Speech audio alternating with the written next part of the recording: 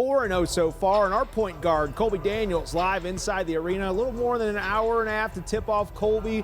The Thunder seeing that early success without Jalen Williams. He's got that wrist healing up, so you've seen Chet Holmgren stepped up as the second leading scorer on the team. Absolutely viral dunk the other day. How's his game changed, really, from what we saw last year?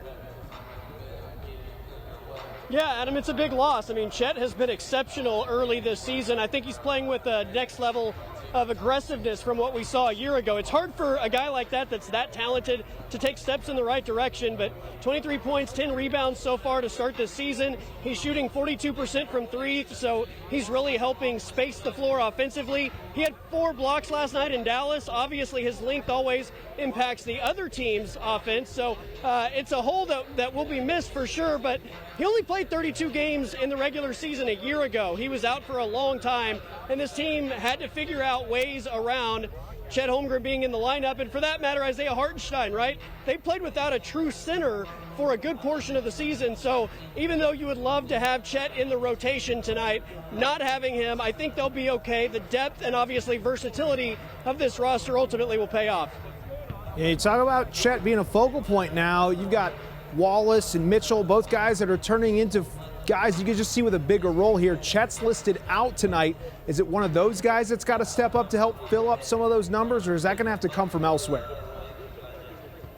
Well, I think in terms of the numbers, let's start with A.J. Mitchell. The guy has been exceptional to start this season. The Thunder win a championship, and to start this year, he's the 3rd leading scorer so far. I know it's early, we're only a week into the season, but the guy missed a good portion of his rookie year last season with an injury.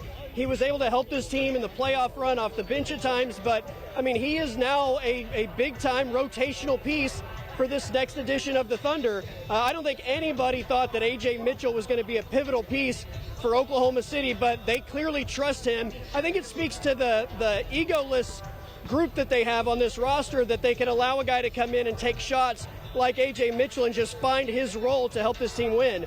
Kasem Wallace is another guy I think you have to look to in terms of just everything that he does. He's never going to wow you, I think, in terms of his point production, but he just naturally lets the game come to him. He does whatever's necessary.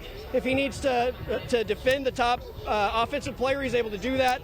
He's a good shooter. He can handle the basketball. He can distribute the basketball. He just finds a way to make impacts, and I think that's the most impressive part of his game. The maturity of a player that young always just finds a way to leave his fingerprints on the basketball game. Yeah, the team is just a Swiss Army knife once you get past SGA and Chet and Jalen Williams there, and it's just been really fun to watch. We appreciate you, Colby. You're fun to watch also. Thank you for getting everybody involved out there. Good point guard moving that ball around.